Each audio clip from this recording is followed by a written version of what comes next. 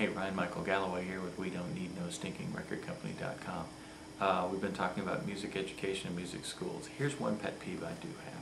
Actually, there's a couple, and it's around how music gets taught in an awful lot of situations.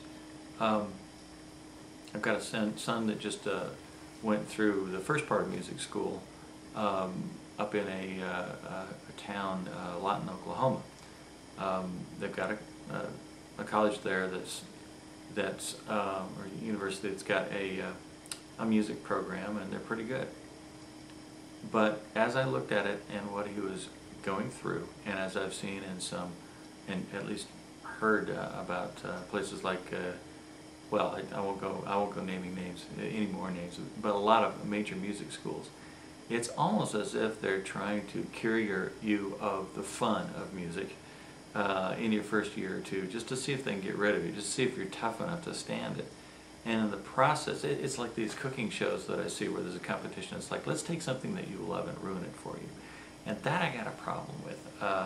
But you know, I know you got to be tough. You got to have a thick skin, and you got to go some really tough roads to make it in any part of music. And you got to develop some success strategies. And one of them may be, can you survive the first year or two of music school in a tough school? I don't like it though. That's why I wouldn't go. Now, there's another thing that I've noticed, and it's really prevalent, even in some great music schools, is that people get convinced that their value as a musician isn't worth very much. Their time as a musician isn't worth very much. And time after time, people go out and even after they're established and should be making money or playing for free or playing for ridiculously low money, because they don't know how to sell or market themselves, and they don't think they're worth it, and so they never figure that out. There's also an aspect of music school where you're around a lot of other really great musicians. So if you do that, keep your eyes open and learn from them. But where I want you to stop yourself is when you say to yourself, well, there's a lot better players than me, so I must not be all that great. I must not be all that worth it, and, you know, I'm probably not going to make it really big. Well, the people that make it really big, and let's take it out of the classic world and more into, you know, pop and jazz and that kind of thing. People that make it really big are the people that, yes, master their instrument, but also do all the things that super successful people do in any field. They network like crazy. They hold on to their reputation. They show up on time. They do exactly what they say they're going to do. They're prepared.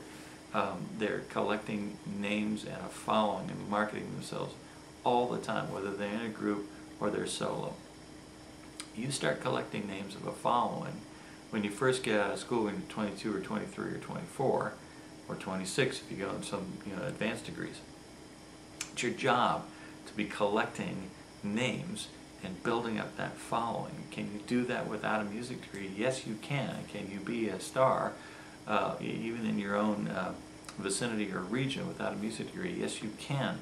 If you can be a star or be a celebrity or be successful without a music degree at all, then your sheer musicianship is not as important as your marketing, your delivery, your stage presence, and all these things that they don't necessarily teach in music school, although, you know, your licks and your chops and your capabilities are still extremely important. You might be able to get them a couple different ways, and a four-year college might not be it. Now in music school they teach more than just playing.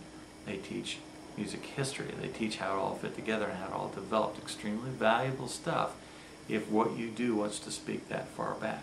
You might get a lot of influences from Africa, from India, from different parts of the Middle East, and the tonalities of the things that you play.